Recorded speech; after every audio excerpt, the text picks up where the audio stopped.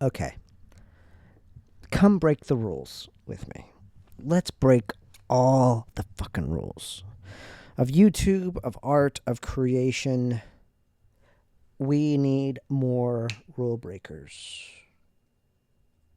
Okay. My name's Calvin. If this is the first time you're seeing me, I'm Calvin. I'm the cultured boy. I grew up fundamentalist Mormon. No longer.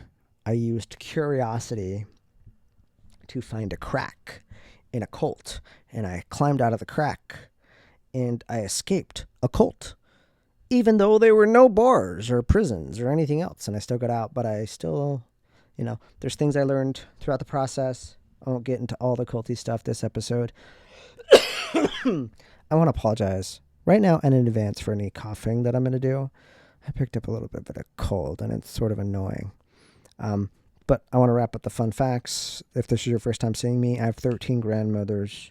My grandfather was one of the cult leaders, and my dad had 4 wives. I grew up with 4 moms, and I have 44 siblings. Each of my moms had 11 to 13 kids each. I'm the 11th child, born in the 11th month, the month that we're in now. And I genuinely am tired. So I've been doing this series called Sleep Drunk. And the thing with Sleep Drunk is this is when I am personally the most honest. And so I really don't know what's going to happen, what I'm going to say in this episode, how it's going to go. But the one thing for sure is it's going to have the lowest filter of any of the content that I do. I want to use this episode to sort of like update some things on this year, thought processes on my process of creating art, what's coming up, maybe share some behind the scenes of challenges and all that sort of stuff. And we'll just see where it goes over the next hour or so. Oh, this is a real... We're going to do no edits on this episode. What do I mean by breaking rules? Okay, I have a confession. I don't think I've ever admitted this, but I'm going to admit it now. Here we go.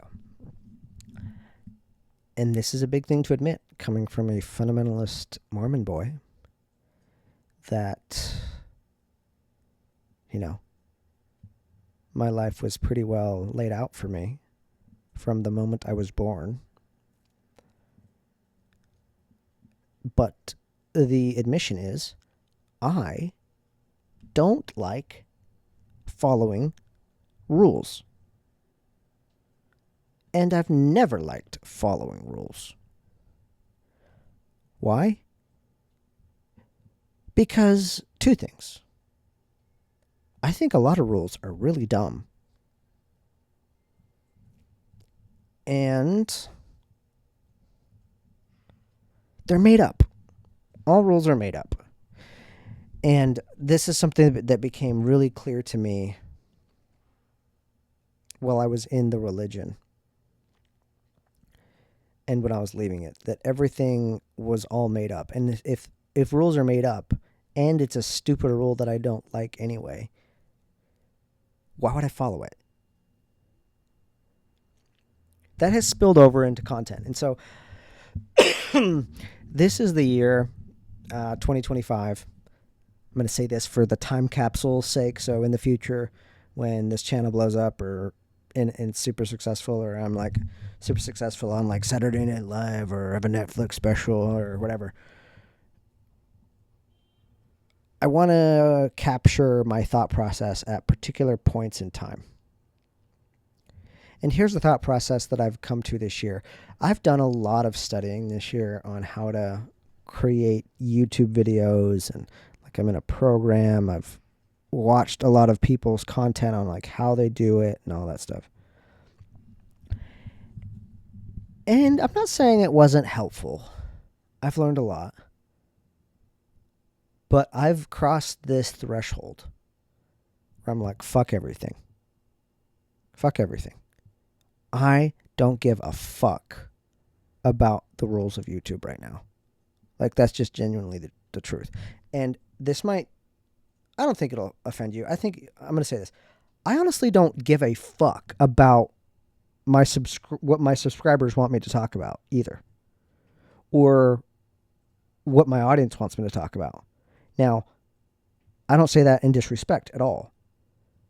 I actually think that is ultimately the very best thing. I actually think it's putting too much pressure, not just on the creator, but on the audience, when you're trying to be like, what exactly do you want? And like trying to figure out what the audience might want. I think what the audience ultimately wants, what any audience ultimately wants, is something that is real. For the longest time, I was looking at the right way to do YouTube and stuff like that, and the right way to make art, and it was just eating my soul. And what I realized is that's not how my personality is wired. In January, I quit my day job. I was done working for other people, and I wanted to do my own thing, and I've been doing YouTube ever since, and making films. And I went to the Middle East. It took a long time to get there. Flights were canceled because of the civil unrest. I didn't even know what I was going to do or how I was capturing anything, but I went there with my pure curiosity, wanting to talk to real Israelis, real Palestinians on the conflict. Captured everything that I could. Had no idea how it was going to go, how it was going to end up, what the story was going to be. And then I came back home here to New York. Didn't know if this was going to be a 7-episode thing, a 7-hour thing. It ends up being a 1-hour documentary with story and stuff like that. Nobody in my audience or on YouTube or in my life told me to do that. But I wanted to do it. I wanted to. I wanted to go to the Middle East. I wanted to talk to real Israelis and real Palestinians and wonder, what is it like to be you? What is this conflict actually like? Nobody in my life or on YouTube said, hey, Calvin, cultured boy, you should make a documentary. You should make a film. But I wanted to. I wanted to see if I could. I wanted to make a story. And so I did. Now, does Hearts Unknown, the name of the film that I did, does it have millions and millions of views? No. But I don't give a fuck. Because it's something that mattered to me. And this is a recurring theme that I'm stepping on. Most people don't know this, even people that have been following my content. But several years ago, when I left the religion and left my ex, who in the religion I had an arranged marriage, I knew I was going to be spending less time with my kids. I have 2 kids. My son Archie, who just turned 12, my daughter Belle, who is now 8.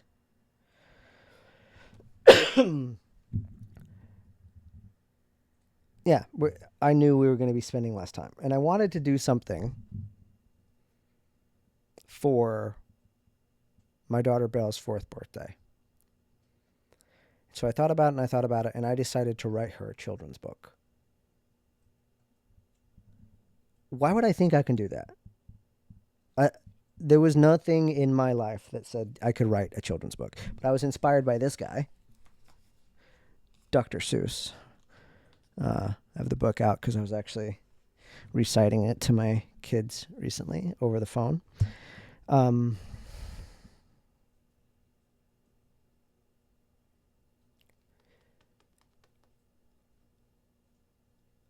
But I ended up writing this story for my daughter Belle called Mistakes Are A-OK, Maggie May. Of course, that's the character in the book, Maggie May. This project was one of the hardest things I had ever done. And it's available on Amazon, and I promote it once in a while on my Instagram and stuff like that. But I haven't gotten like hundreds of... I don't even think I've gotten hundreds of purchases, let alone thousands. But anytime I think of that project and how hard it was and how I pieced it together and stuff like that, it still brings warmth to my heart. And why is that? Because it mattered to me. It mattered to me. And this is the shift that I want to be making more and more. You're not supposed to make a podcast conversation when you're sleepy and you're in your bed. Who says?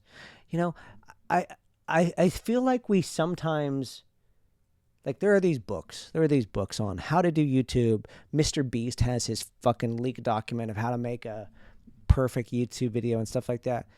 But at the end of the day, who says? Who says? Who says? I feel like this in so many aspects of life, even in social, like our social media accounts. People, they hate their algorithm and stuff like that. I'm feeling very rebellious at this point in my career. Rebellious for what?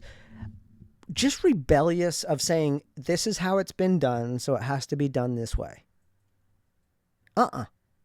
No. But it's not for the sake of rebellion. This is what I think is important. It's why I want to talk about it, because I want this as a time capsule. If I'm ever going to look back and see where I was thinking, like approaching Thanksgiving in 2025. The very best art, the very best creations, the stuff I listen to, that you listen to, the music, the painting, the podcasting, the films, the things we actually like aren't the ones that just like, oh, you know what? They really got into my psyche and they really knew how to play my heartstrings. Like, that can work. But it's not me. It's not what I want. What I want is what is real. In the age of AI, where things are moving forward, where people are wondering what the fuck is fake and what the fuck is real, I don't want to be one of those people that is just having this perfectly crafted AI-made script with the right hook at the front of the episode so that you hook people in, so that they stay, and if they don't drop off after 30 seconds and all this stuff. Have the good title and the good thumbnail. Yeah, you're still going to need some of that. But I'm rebelling against all of that right now. I'm rebelling against it with my thumbnails right now. They're not overly produced. I'm just using fucking regular thumbnails. My titles aren't fancy. But I just don't want to create something just doing it the right way. If I create something, I want to create it because it mattered to me. And that's enough. Like, if we ended it there, like, Mistakes Are A-OK, Maggie May mattered to me because it was for my daughter, for her 4th birthday. The dedication page says, to Belle on your 4th birthday. Love, Papa. And if that was the only book that was ever made, that is great, because Belle has something now she got it when she was 4, but she'll have it still when she's 14 or 24 or 44. And it still means something to her. Like, she's 8 now, and she'll still, when she gets ready for school, she'll ask her mom to comb her hair in 2 sort of pigtails, which is sort of what I did with the character Maggie May in the book. And so I just want to document this on Cultured Boy on this episode, that this is the direction that I'm going. Because I've done some thoughts of like trying to do it the right way and to do what the YouTube algorithm wants and stuff like that. And I'll probably have some collaboration here and there, but the only way I'm going to enjoy doing something over the long haul is if I'm doing it because I actually want to do it. I'm doing it because it's bringing me some sort of joy. It's something I genuinely want to do. Now, this can bring an update for Cultured Boy, something that I'm working on. So Cultured Boy has had a lot of... It's been conversation like this. Solo episodes with me doing these sleep drunk episodes, and, a variety of different conversations with different people, from performers to former cult members and that sort of thing. And I will probably always have some level of conversation, because conversation is very important to me. One of the reasons I like doing something like this too is I like the challenge of saying what I actually believe. In fact, that's part of the healing process since leaving the cult, is being able to express myself on my platform publicly and own the thing I actually think. And not in a perfectly crafted, short-formy way, but in something that's an hour long without edits. So it's like, yeah, this is me in my raw fucking form. Take it or fucking leave it. Because one thing that a cult has to have for it to work, if it wasn't invisible, if the walls weren't invisible, if cults could be actually a physical form, they would be those perfectly manicured shrubs. For a cult to actually work, the narratives become so neat and so perfect. And I can't stand that now. Especially in the age of AI, where we don't know it's real. I value something that is real. I don't give a fuck if it's messy, as long as I know that it's real. So that's what I'm doing here. That's why I'm creating the way that I'm creating. Now, there's also going to be some shifts.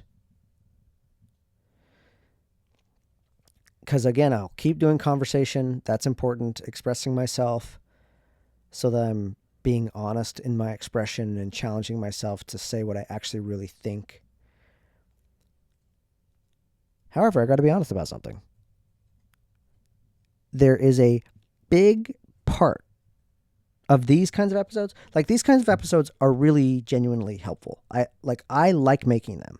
I like doing it in a way that I'm most relaxed. And again, I'm usually most honest at this time of night, where it's like midnight or after midnight or something like that here in New York. And I'm literally, the last thing I'm going to do right after I hit the off button is go to sleep. Like, it's literally before bedtime. Like, I have on my TV fire going. It feels very cozy and stuff like that here in my apartment. So I like doing stuff like that. But there's a simple thing that not every Cultured Boy episode does for me. And it's a major thing that is missing when it's just conversation. There's actually several things, but there's a big one. And it's the creative element. Now, there's some creativity involved in making something like this and in the conversation, stuff like that. However, I've noticed that I really like the process of crafting something, of crafting a story, of crafting like I did Mistakes Are A-OK, Maggie May, crafting like I did the documentary Hearts Unknown in the Middle East. And for a while, I was like, okay, do I have podcast conversation and then Hearts Unknown and do stuff like that? Or what is this? Like, what's Cultured Boy? Cultured Boy is me, a guy that grew up in a cult, exploring culture. Okay, and I'm doing that in conversation. But I also want to do that more and more in the real world. In the spirit of Anthony Bourdain, like bring that back. We need that energy. And I'm never going to replace Anthony Bourdain. Nobody is. But I'm very much inspired by what he gave us. And I'm trying to lean into those little inklings or nudges that say, hey, do this. Go this direction. And for some reason, I didn't grow up watching Anthony Bourdain at all. But the type of work that he did has really grabbed me. And so one thing that I know I've always liked is like experiencing, like, this is no surprise. It's why I fucking love New York City. Going from literally living in the middle of nowhere on the Utah-Arizona border, living around nothing but white people. Nothing wrong with white people, by the way. I'm not going to be one of those people that actually drives me nuts, where people are like bashing their own skin color as like a way of, I don't know, showing solidarity towards African Americans or stuff like that. No, everybody needs to be elevated. We shouldn't beat ourselves up. I think that's silly. However, I like variety. And so in New York City, I'm in the soup. I'm in the variety of all kinds of human beings. And I want to capture that more. I also want to capture creativity more. I want to capture story more. I want to capture more of my personality and what I think and what I believe. And so what's going to help with that is me following my curiosity, number one, doing things I actually want to do because I want to do it. Like if nobody watched, if I got nobody watching it, but it's something that I give a fuck about and I made something that I care about, that's what I want to do. So I'm actually doing this already. I'm in the middle of 2 episodes that are going to be very different from any other Cultured Boy episode that I have had up to this point. And we're like we're in the 30s right now. And it's really interesting because there's a piece of me, it's like, Calvin, why would you do something like this? Like, the podcast isn't, like, it's so early. Like, we're approaching 4,000 subscribers at this point. It's not massive. Like, the show Cultured Boy is not. But one thing is interesting. When I made the Instagram, for some reason, I called it culturedboy.show, not .podcast. I called it .show. And I own the URL, culturedboy.show. And I'm like, I think this is more of a show than just a conversation. And that's where I want it to lean. Now, I don't know where all this is going to end up. But the thing I know right now is I want to challenge myself creatively. So I'm literally making it 10 times harder. 10 times to do an episode. At least 10 times. It's probably like 30 times harder. Like, there's this episode I'm working on right now that should have been done. I wanted to be done like 3 weeks ago. And what's annoying is most people may not even be able to tell why it would take so long. But it's challenging me in so many ways. So I'm doing an episode, and I want to do more episodes where, yes, we'll have some conversation in studio like a podcast, but I want to go there. I want to go wherever the thing is that we're talking about. I want to bring people to behind the stage, backstage.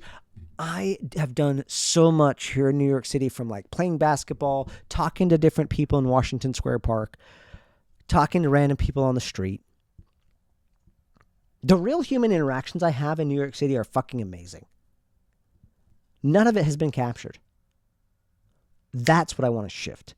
I want to start capturing the real shit, the real pieces of my life, the real curiosities that I'm having, and make something out of that.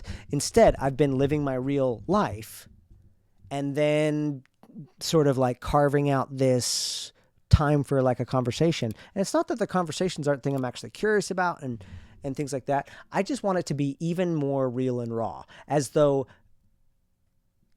yes, we can have a conversation in studio, but I think it feels more real if it's backstage, before you're about to do a show, before you're about to hit the stage doing your thing, or just having conversation on the streets in New York City or in Washington Square Park.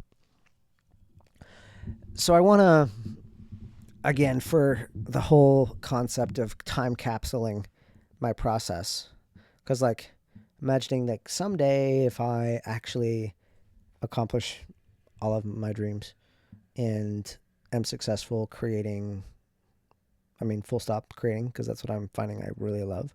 I love making things. I love making stories. I'm stepping and leaning into this Calvin the artist. I like making things. And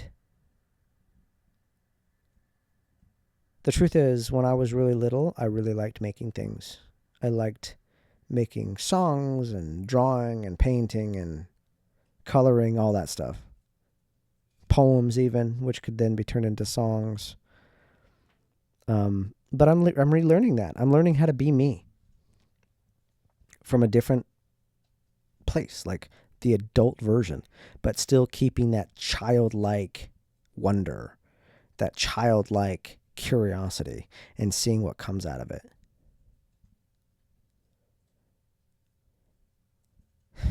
So there are these 2 episodes I'm working on. One of them is with a female comedian that's a friend. And I'm curious to see how this episode fully pans out, but it's been a lot of work. Because, again, I went from being like, oh, I can publish this many episodes and do an episode every week with Cultured Boy, and thinking about how do I get all these guests and everything. And I started to realize what I was doing was I was playing the game. I was playing the game of podcasting. I was playing the game of making a YouTube show. I wasn't playing Calvin's game. And the more I thought about it, I was like, why am I doing this? Why am I doing any of this? Why did I name my show Cultured Boy and stuff like that? The truth is, because this is mine. This is my expression. And if somebody doesn't like it, that's great. There's plenty to go like. But it's not me. And I'm learning to be okay. I'm learning to be okay with so many things. I'm learning to be okay with, number one, not necessarily being liked. That can't be my goal if I'm going to be happy. That doesn't mean I'm not going to be. I really feel like that my audience, the audience that's been around Cultured Boy, and I think it's going to happen even more the more I create the way that I want, are genuinely some of the dopest people, the most open-minded people that I see on YouTube. Like, I definitely look at other people's comments, and they're like, and like some people have like really mean people that are attracted to their content. So, yeah, so I like the people that watch my stuff. Thank you for watching. Please like and subscribe if you want, or share. But the paradox I've come to, though, is like, but I think I need to not, and deep down, I don't care if somebody likes it or not.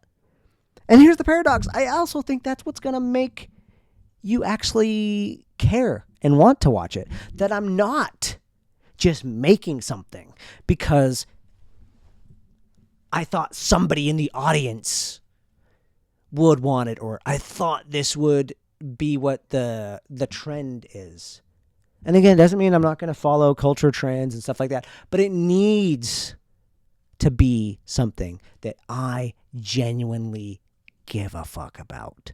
Because if it's not going to sustain in the long run. And just like Mistakes Are A-OK Maggie May, Belle's book, if I just got one person to like it, my daughter, then I'm good. But the truth is, it's probably even going to get more sales now. If I keep on growing my brand and I put it on like a store, it's probably going to get more sales. But the thing that is interesting, though, is like I haven't needed any of that because it was made from a genuine place. And I want to do it with all of my art. Whether it stays in film for a while, but if I go into books, like fiction stuff, because I'm having that urge to create more in terms of like a fiction story. Okay,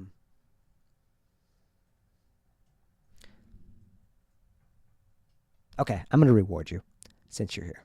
I'm going to share, again, in the sake of time capsule, I want to, because I'm also, part of the thing that I really love is process. I really love capturing process. Like we live in a world where we listen to the songs that are popular. We watch the TV shows that are popular. We watch the YouTube shows that are popular. We see the end state. We see the end state.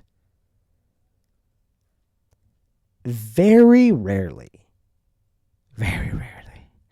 do we get to see the entire process that somebody went through to get to that end state. That's one of the things that I hope to capture on Culture Boy. I want to capture more process. I want to capture like, oh, you see this person that you really like? This comedian, what's he like in his day-to-day? Or how did he get to be where he was? That's kind of what I'm doing with this episode, with this female comedian, is this female comedian has high ambitions, but how cool would it be if you look at any top comedian or a person that we all respect, if we could go back before they made it and actually see them in their process a little bit, like that'd be cool. And that's what I'm trying to do. Now, there was something I was going to share something.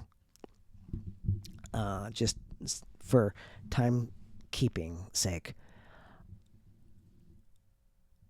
There's another...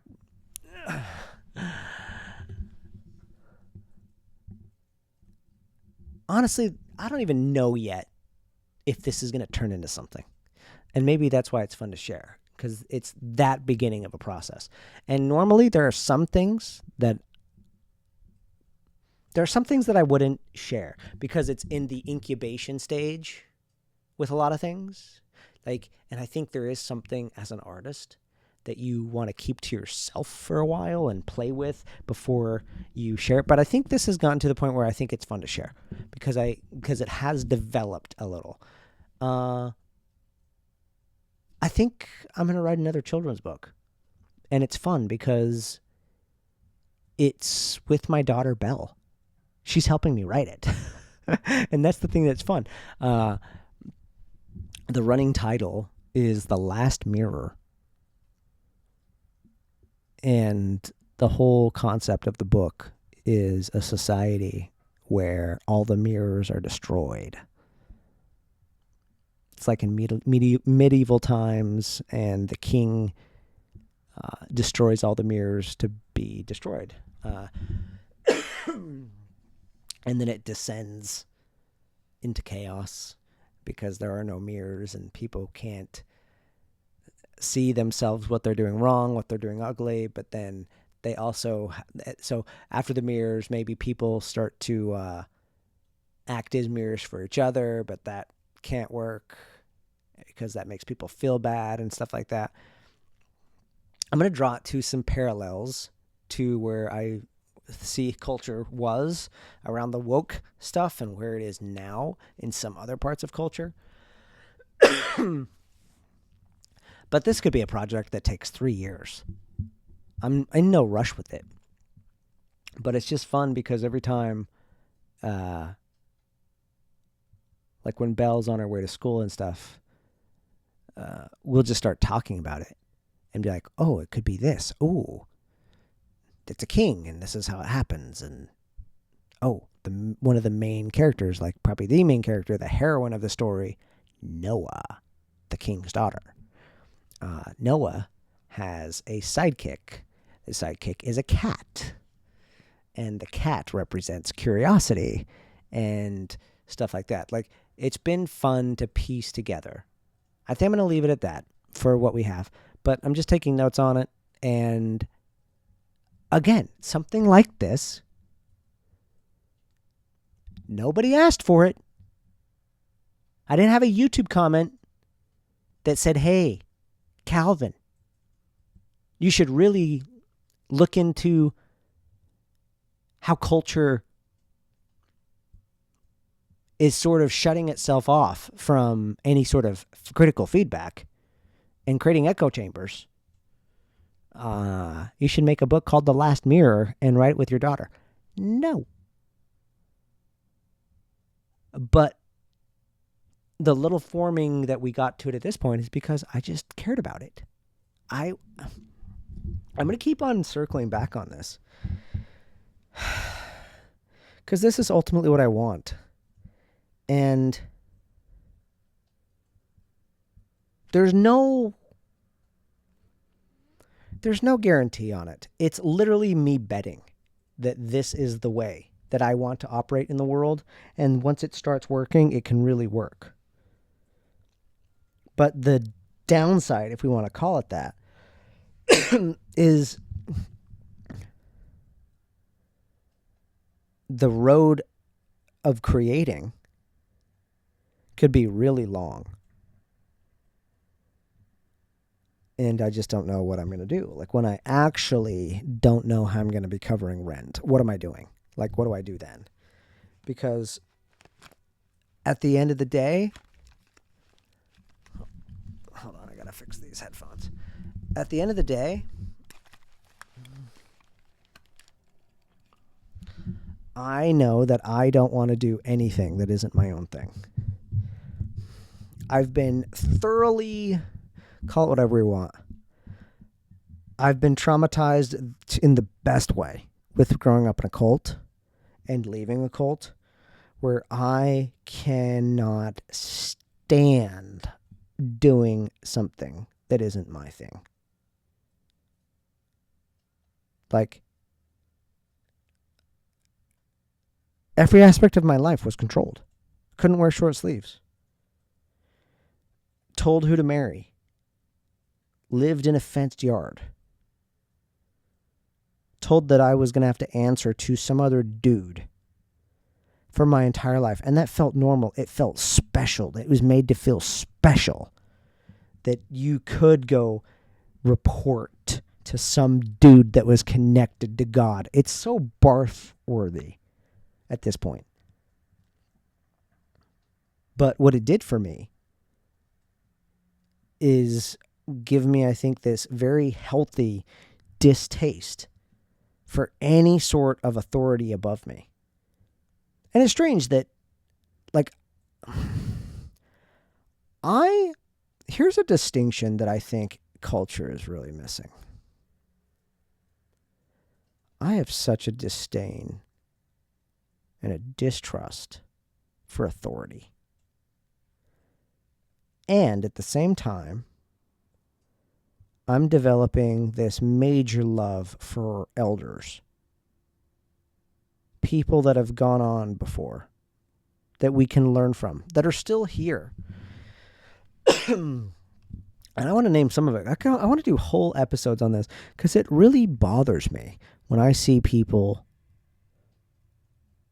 just throwing some of our elders under the bus because they've actually done, like, we live in such a crazy time period where we have direct access to each other, but we also have direct access to people that are actually quite intelligent and have put a lot of thought and work into things.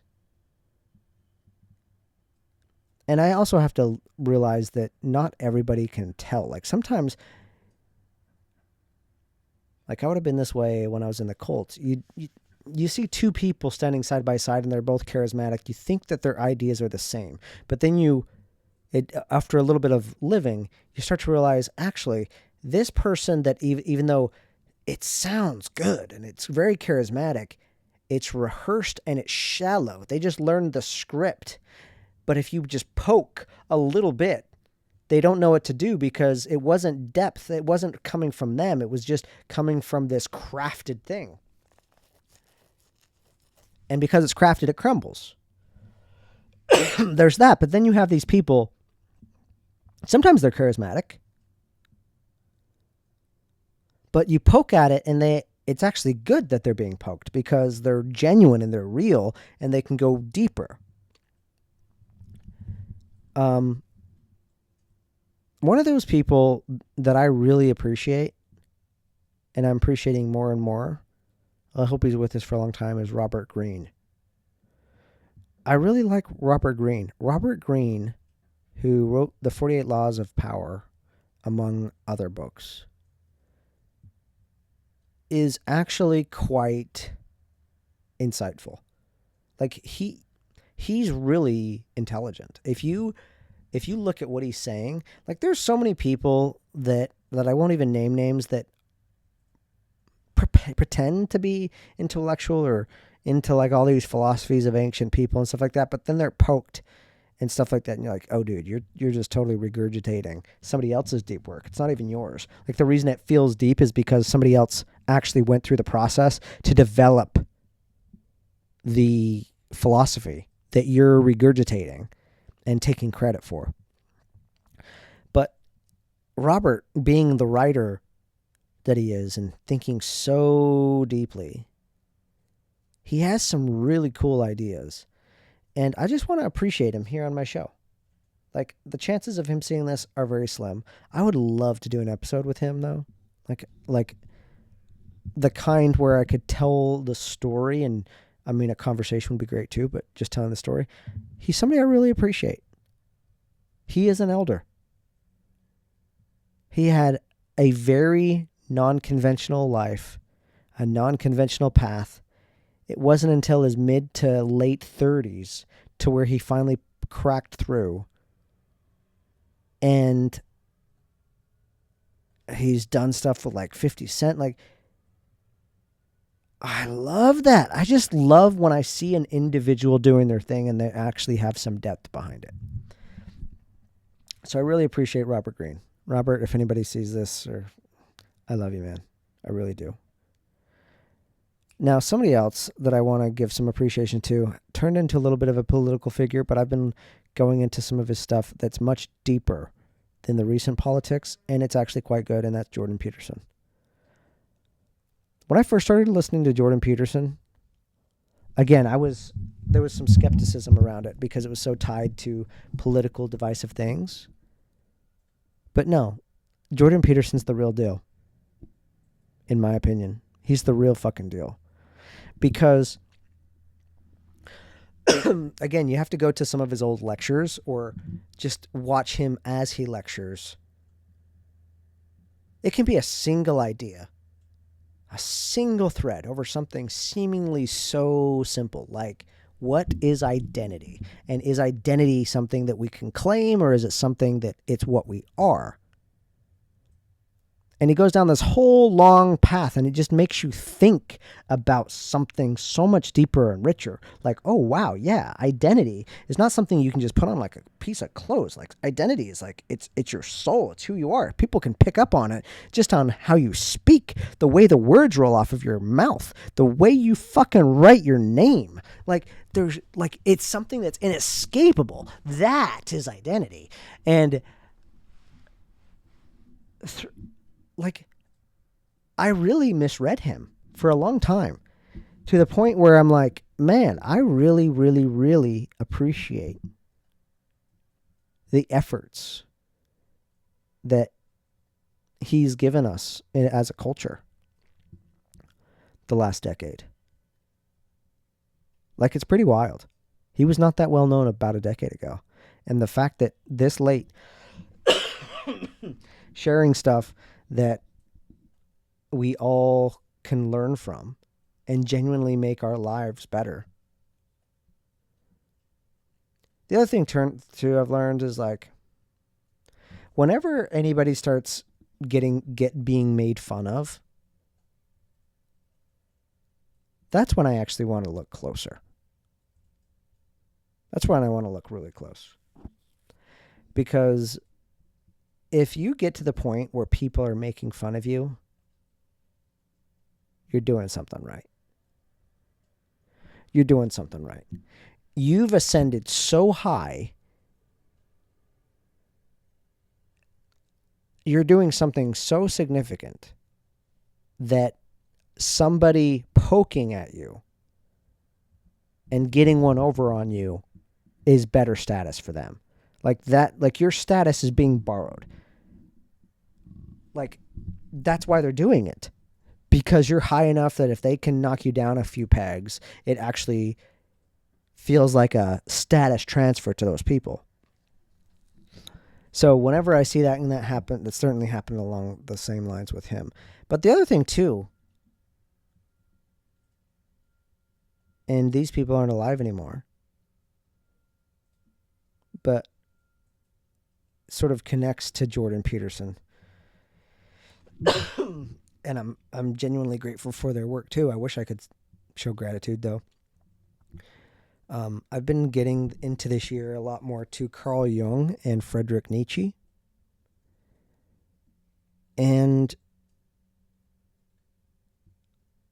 I used to think that those two guys were just, I don't know what I thought. Maybe that they had things that sounded good, but they weren't deep. But they really are deep. They really are so good. Like, if you go and actually listen to an idea, it feels wild. Like, when you hear Carl Jung talk about your shadow, you're like, yeah. We all have a dark side. Okay, great. Yeah. But that doesn't mean you should actually accept your shadow. What are you trying to do? Are you trying to say that I should accept myself if I feel murderous? There's some things what we should stuff away and say no. Or what if I wanted to rape someone or kill someone or steal? Like, all these things, you're saying that this is all good? Like, what are you talking about? Like, my violence? Because he basically tries to make the argument that that we all have this shadow and we're all capable of creating havoc, like wreaking havoc, creating crime. Like, we're all capable. And of course, that's a very uncomfortable thought, because you're like, I want to be a good person. I don't want to. Like, that's why I do what I do with, like, showing, like, stuffing the shadow away. But I've really gotten into this whole idea of your shadow this year and learning how to look at it with curiosity and actually integrate it, pull it out, bring it to the light, not run from it, not be ashamed, and actually use it for good. And it's such a simple idea, but this simple idea has been, that I'm about to share, is been so helpful for this fundamentalist Mormon boy, because in Mormonism, it's all of Mormonism, not just fundamentalist Mormonism, the culture is so pressured on you being a good person, which sounds great. Who doesn't want to be a good person? What are you talking about? Be a good person. And Mormons have that reputation for being a good person. But there's a few wild people. Wild. There are some insane people that have come out of Mormonism that people have no fucking idea. People that have done insane things. And it's happened more than once. Like husbands that lied so crazily that their wife didn't even know that they didn't have a certain degree, or a guy cutting up his wife and ended up, blowing up his kids and himself so that he couldn't get caught and stuff like that. Like super crazy stuff. And it's no wonder. Now that I've learned a little bit from Carl Jung and Nietzsche around the shadow and everything, when you don't integrate these parts of yourself, it really fucks things up. It really fucks things up. It'll come out. Like you can't get rid of it. And so it comes out in these horrible ways. And Mormonism has had several of these really, really, really wild, extreme edge cases. And I grew up in Utah, and so I saw them. They made our news. They might not have made national news, but it's just like, or I just started just thinking about some of them and the memories of it and be like, yeah, that's crazy that these sorts of things came out of these really good people. But there's a different view that I got from Jung, and I've been trying to lean into it this year, and so I want to document it. And it's sort of shifting from being good, which is what Mormonism has been and still is. It's about being good. That's not my goal. It's not my goal. And that feels weird to say. At least it did. It doesn't feel as weird anymore. It's like, what do you mean? You're supposed to be a good person. You don't want to be a good person? Yeah, I don't. I don't like that label, because once I have that label, I am now susceptible to other people's manipulation. Because then they can put on me what they think I should do to be good.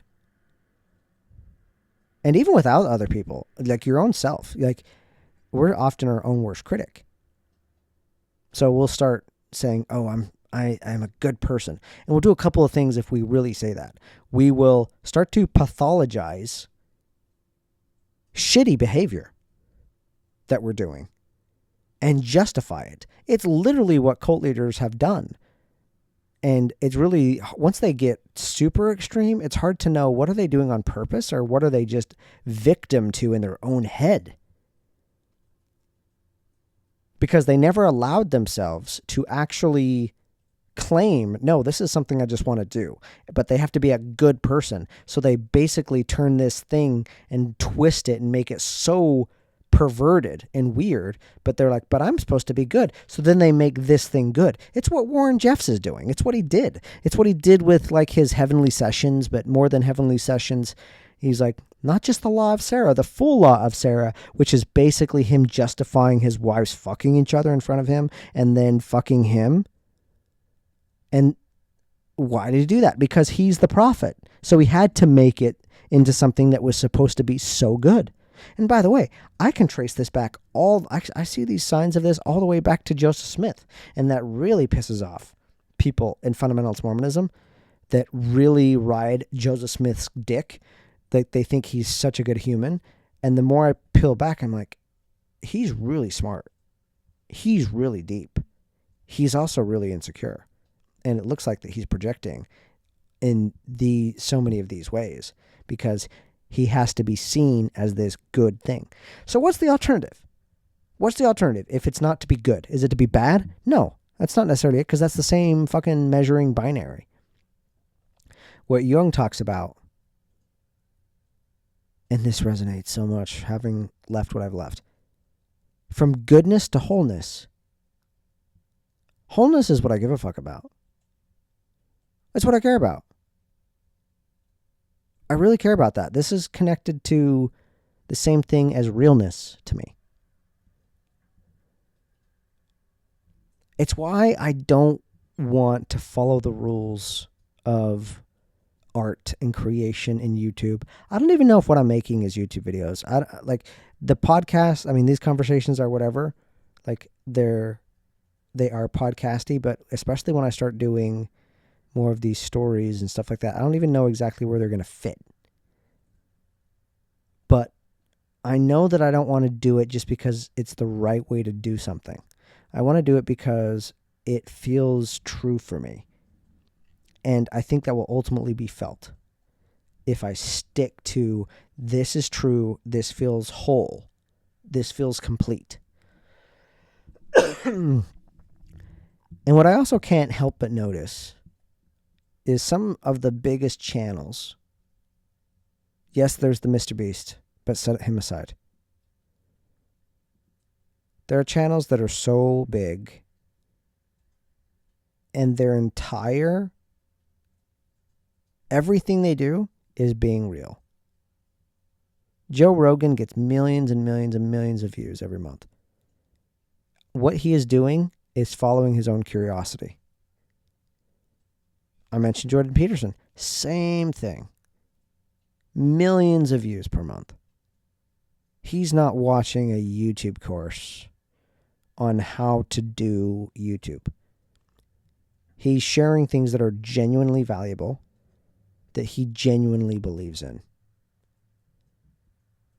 And that's the kind of artist that I want to be. No offense to anybody that's watched clear to the end.